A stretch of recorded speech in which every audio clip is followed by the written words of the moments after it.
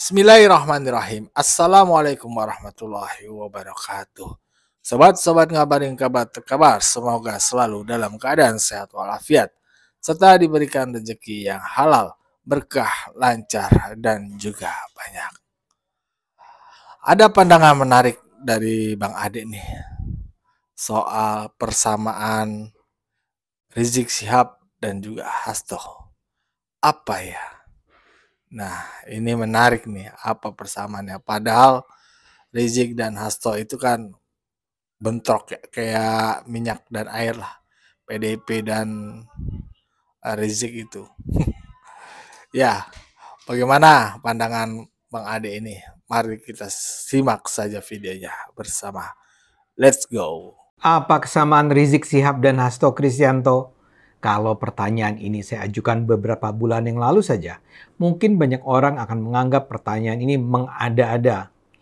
Rizik kan pemuka agama yang anti demokrasi, pejuang syariat, tokoh terdepan Islam konservatif. Sementara Hasto adalah sekjen PDIP Perjuangan. Tapi sekarang bisa dibilang mereka sudah sejalan. Mereka sama-sama ingin agar keluarga Jokowi dihabisi reputasinya. Mereka memang tidak tampil bareng, mereka melontarkan gugatannya di kesempatan berbeda. Tapi keduanya tampaknya sama-sama bertekad menghancurkan popularitas keluarga Jokowi. Rizik menyampaikannya dalam reuni 411 di Patung Kuda, Jakarta Pusat.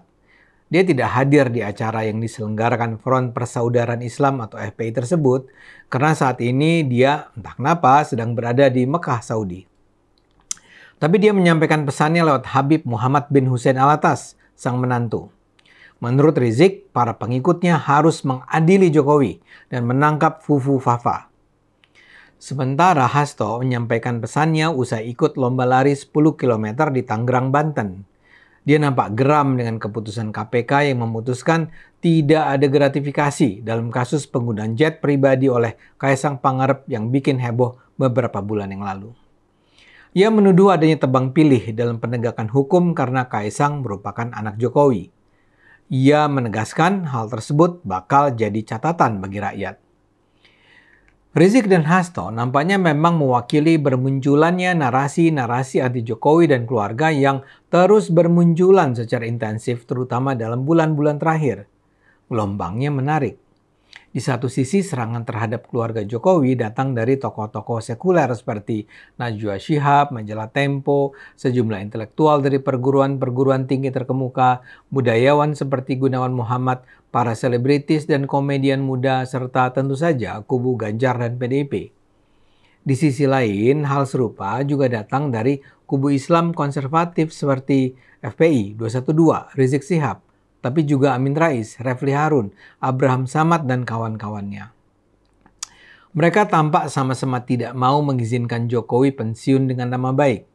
Mereka tampak sama-sama tidak bisa menerima kalau anak dan bahkan menantu Jokowi punya citra positif di mata masyarakat. Karena itu mereka akan terus mengulang-ulang narasi anti keluarga Jokowi tanpa henti. Saya tidak bisa sepenuhnya paham apa yang hendak mereka capai. Rizik dan FPI misalnya. Mereka seperti hendak mengulang keberhasilan 8 tahun yang lalu saat mereka bisa mengumpulkan ratusan ribu orang atau jutaan orang menurut klaim mereka di bawah panji-panji Islam untuk merebut kekuasaan.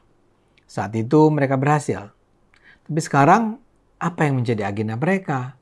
Jokowi kan sudah turun jabatan.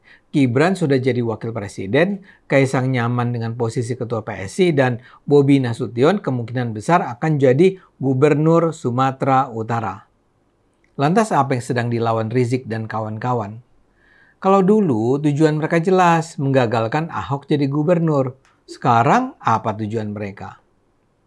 Aksi 411 kemarin itu sendiri bisa dibilang gagal. Hanya ratusan orang berkumpul untuk menyuarakan tuntutan di Patung Kuda. Namun pernyataan-pernyataan mereka bisa dibilang masih tetap garang. Yang menarik, mereka terlihat sekali tidak ingin terlihat menggugat pasangan Ridwan Kamil Suswono yang sedang bertarung di Pilgub Jakarta. Menantu Rizik Muhammad bin Hussein Alatas menegaskan bahwa aksi mereka hanya berpusat pada tuntutan agar Jokowi diadili dan pemegang akun Fufu Fafa ditangkap. Dia lantas bilang, Setiap tuntutan di luar hal tersebut mereka anggap sebagai tindakan oknum yang mencoba menunggangi aksi. Muhammad bahkan menambahkan, aksi 411 jangan sampai ditunggangi kelompok merah pendukung Ahok untuk serang Suswono dan PKS dengan dalih penistaan agama. Ia menekankan bahwa kasus Suswono berbeda dari kasus Ahok. Menurutnya, Ahok saat itu tidak pernah mengakui kesalahan dan bahkan mengancam karena dilindungi dan dibela oleh rezim Jokowi. Saat terdesak oleh demo berjilid-jilid, barulah dia minta maaf. Sedangkan Suswono sekarang sudah langsung minta maaf ketika menyadari guyonannya menyinggung perasaan umat. Jadi terlihat jelas, kubu Rizik ini ingin menunjukkan bahwa sasaran tembak mereka adalah Jokowi dan keluarga. Mereka ingin juga bilang mereka tidak anti Ridwan Kamil yang sedang bertarung melawan pasangan yang didukung, kalau pakai istilah mereka, kelompok merah, yakni Pramono Anung. Tapi upaya untuk menghindari Pilgub Jakarta ini tidak sepenuhnya dilakukan kelompok-kelompok lain. Saat FPI menggelar unjuk rasa di Bundaran Patung Kuda, ada juga massa yang juga menggelar aksi 411 di kantor Bawaslu Jakarta. Mereka menuntut agar Suswono dipenjarakan karena ia dianggap melecehkan Islam dan Nabi Muhammad. Aksi ini dipimpin Ketua Organisasi Masyarakat Betawi Bangkit, David Darmawan.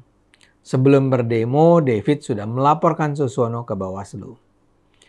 Bagaimanapun, aksi 411 di Patung Kuda, ia nampak lebih bergaung. Di pihak lain, seperti saya katakan, Hasto juga menyerang keluarga Jokowi. Dia mengkritik KPK yang menyimpulkan tak ada gratifikasi dalam kasus penggunaan jet pribadi oleh Kaisang saat dia berangkat ke Amerika Serikat bersama istrinya. Hasto menganggap KPK seharusnya tidak boleh bersikap tidak adil hanya karena melihat latar belakang Kaisang sebagai anak Jokowi, bukan rakyat biasa. Hukum itu harus berkeadilan. Rakyat akan mencatat bahwa negara yang seharusnya berbasis hukum ternyata menjadi negara kekuasaan, kata Hasto. Hasto bahkan meminta pemberi fasilitas jet pribadi untuk memberi kesempatan yang sama untuk rakyat agar bisa ke AS dengan private jet seharga 90 juta rupiah. Luar biasa menggelikan. Setelah apa yang saya sampaikan, mudah-mudahan Anda bisa paham betapa absurdnya serangan terhadap Jokowi dan keluarga saat ini. Apa coba misalnya alasan untuk mengadili Jokowi? Mereka mungkin berulang kali tidak puas dengan langkah-langkah kebijakan Jokowi. Mereka mungkin memang menganggap Jokowi anti-Islam. Tapi apa sih yang mereka bayangkan dengan kegiatan mengadili Jokowi melalui sebuah aksi massa? Seperti saya katakan, aksi itu sendiri gagal karena yang hadir ternyata cuma ratusan orang. Itu pun barangkali hanyalah para anggota FPI sendiri. Tapi kalaupun yang datang ribuan orang, apa sebenarnya yang menjadi tujuan aksi mereka? Apakah mereka berharap polisi akan menyelidiki apa yang mereka anggap sebagai kejahatan Jokowi? Apakah mereka punya bukti-bukti yang dapat digunakan oleh siapapun untuk menyelidiki kejahatan yang layak membuat Jokowi harus diadili? Rizik dan kawan-kawan ini rupanya sedemikian benci pada Jokowi sehingga mereka benar-benar gelap mata. Mereka ingin agar Jokowi membayar apa yang dilakukannya saat berkuasa ketika menjabat presiden. Mereka melihat Jokowi sebagai aktor utama yang menghabisi basis politik dan ekonomi gerakan Islam konservatif seperti FPI dan HTI. Kalau mereka tidak ingin terlibat dalam menyerang Suswono, itu nampaknya terkait dengan mungkin harapan mereka untuk bisa mendekat pada Prabowo dan Ridwan Kamil di Jakarta. Akan halnya Hasto, saya rasa ini juga masalah kemarahannya pada apa yang dianggap sebagai peran Jokowi dalam menggagalkan Ganjar dalam Pilpres tahun ini. Hasto nampaknya tak akan puas sebelum Jokowi dan anak-anaknya terlihat menderita. Hasto pasti juga kecewa berat dengan keputusan PT UN Jakarta yang menyatakan tidak menerima gugatan PDIP terhadap KPU terkait pencalonan Gibran sebagai Wapres. Kegagalan demi kegagalan yang ia alami mungkin menyebabkan ia tak bisa menahan kemarahannya dengan terus menyuarakan kecaman terhadap Jokowi dan keluarga. Saya berharap aksi-aksi kebencian ini bisa segera dihentikan. Jokowi sudah turun dari kursi kepresidenan dan kini pemerintah Prabowo yang akan memimpin Indonesia mudah-mudahan menuju kejayaan dan kesejahteraan. Hentikanlah kebencian, dendam, dan kemarahan.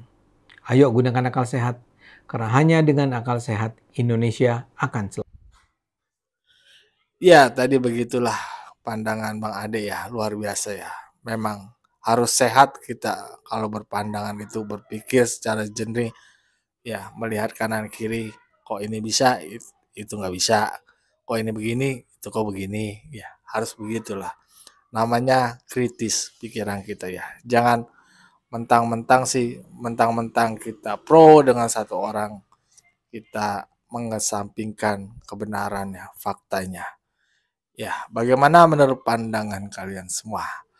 Berikan di kolom komentar. Wassalamualaikum warahmatullahi wabarakatuh.